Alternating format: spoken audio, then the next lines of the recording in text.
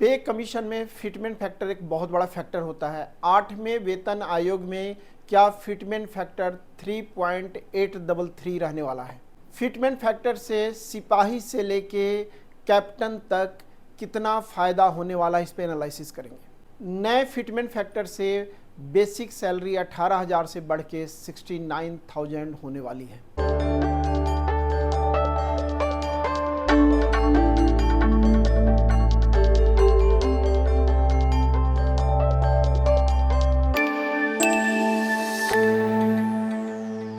नमस्कार, जय हिंद, जय भारत। डिफेंस रिलेटिव ग्रुप के डिफेंस वेलफेयर न्यूज़ पे आपका स्वागत है। और आज का एक बड़ा अपडेट है 8वां वेतन आयोग। लंबा इंतजार 1 जनवरी 2026 से लागू होना था, हम ऑलरेडी डिले हैं। काम कछुआ की गति से चल रहा है और सैनिक, पूर्व सैनिक एवं केंद्रीय कर्मचारी एवं पेंशन धारकों को इंतजार है कि सरकार कब इसकी घोषणा करेगी और कार्यवाही कितनी तेज़ी से चलेगी। एक नया अपडेट आया है कि फिटमेंट फैक्टर 3.833 होने वाला है। इसकी कितनी सच्चाई है? इस फिटमेंट फैक्टर के कारण जवान से लेके जेसीओ तक का और अधिकारियों तक का कितना सैलरी और पेंशन बढ़ने वाला है, इसके ऊपर पूरी बात करेंगे, अपडेट करेंगे और समीक्षा करेंगे। साथियों, 8वें वेतन आयोग पे बात कर रहे हैं और सबसे पहला फैक्टर होगा फिटमेंट फैक्टर। इसी से आपका बेसिक पे चाहे पेंशन डिसाइड होता है और कितना फ़ायदा होने वाला है। जो एक खबर निकल के आई है कि फिटमेंट फैक्टर 3.833 होने वाला है, इसमें कितनी सच्चाई है, एक खबर कहां से आई है और इसकी पूरी जानकारी पे आगे बात करेंगे। तो साथियों, सबसे पहले हम बात करेंगे डीए मर्जर अर्थात डीए का विलय।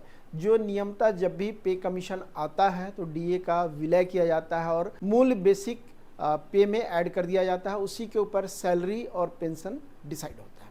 अब आगे हम बात करेंगे 1 जनवरी 2026 को डीए 60% था, जो आने वाले टाइम में ये बढ़ता जाएगा। जो अनुमान है कि 2027 जनवरी तक 68% होना चाहिए, जिसका विलय होगा।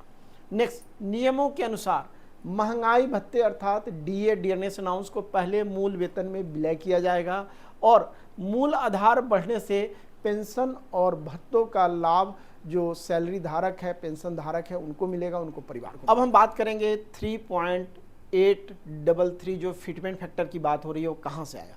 तो कर्मचारी यूनियन है एनसीजेसीएम की तरफ से 3.833 फिटमेंट फैक्टर की मांग की गई। जो महंगाई है, जो करंट में अगर हम बात करें, महंगाई का स्तर काफ़ी ऊंचे स्तर पर है, जिसके कारण लोगों के घरों पे जो उनके मूल आवश्यकता है उसके ऊपर असर पड़ रही है, जिसके कारण फिटमेंट फैक्टर को बढ़ाया जाना चाहिए और फिटमेंट फैक्टर मिनिमम 3.833 होना चाहिए।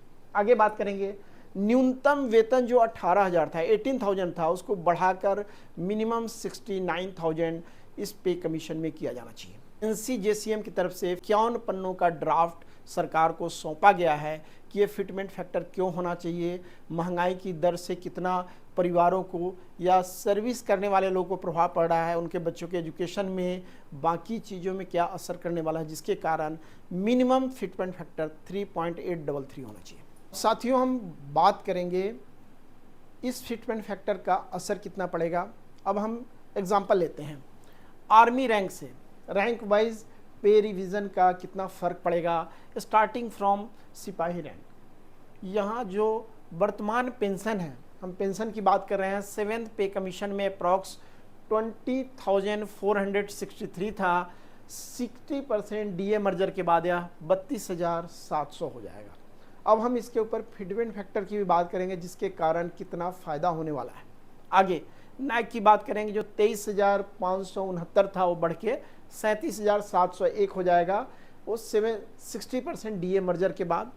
हवलदार, सूबेदार मेजर, कैप्टन 46,300 से 74,800 जो 7th पे कमीशन में पेंशन था, अप्रॉक्स अभी डीए के साथ उनको मिल रहा है। साथियों, हम बात करेंगे नॉन कमीशन रैंक में, जो 3.83 से जो फिटमेंट फैक्टर के अनुसार लागू होता है 8वें वेतन आयोग में। तो एक सिपाही की जो पेंशन है 78,000 प्लस हो जाएगी, नायक की 90,000, हवलदार की 94,000। अब हम आएंगे जेसीओ में। जेसीओ रैंक के जो नॉन कमीशन्ड अधिकारी हैं उनका 1,00,000, सूबेदार में 1,20,000 और सूबेदार मेजर का पेंशन बढ़ के 1,31,000 प्लस हो जाएगा। अब हम बात करेंगे कमीशन अधिकारी की, जो स्टार्ट होता है लेफ्टिनेंट से। जो पेंशन है 1.53 लाख हो जाएगा, और कैप्टन की बात करूंगा तो 1.67 लाख। इसी तरह जो रैंक वाइज पेंशन बढ़ता जाएगा। साथियों, अब हम आंकड़ों के ऊपर बात करेंगे। प्रपोज फिटमेंट सिनारियो है, जो ड्राफ्ट प्रपोजल है, यूनियन की मांग है 3.833 की है। रियलिस्टिक बेस है, जो संभावित है 3.0 फिटमेंट फैक्टर की। जो कंजर्वेटिव स्टैंस है, जो मध्यम में हम लेते हैं, वहाँ पे आता है 2.57 की। और इनिशियल र्यूमर लेवल जो न्यूनतम चल रहा था कि इतना होगा, वो आएगा 2.0 फिटमेंट फैक्टर। अब हम इसको आर्थिक विश्लेषण के रूप में देखें कि महंगाई एक ऊंचे लेवल पे है, पारिवारिक खर्च बढ़ चुके हैं, नए फैमिली यूनिट फार्मूलों के देखते हुए लगभग फिटमेंट फैक्टर 3.0 टू 3.833 तक रहने की संभावना है।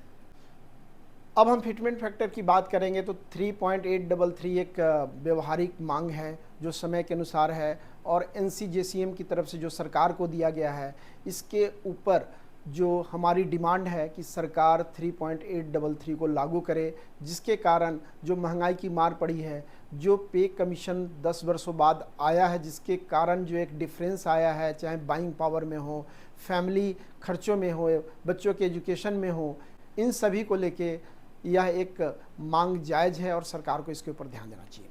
साथियों, आपको आज का हमारा फिटमेंट फैक्टर का एपिसोड कैसा लगा? इसको अपने ज़्यादा से ज़्यादा साथियों तक शेयर करें, इसके ऊपर राय दें।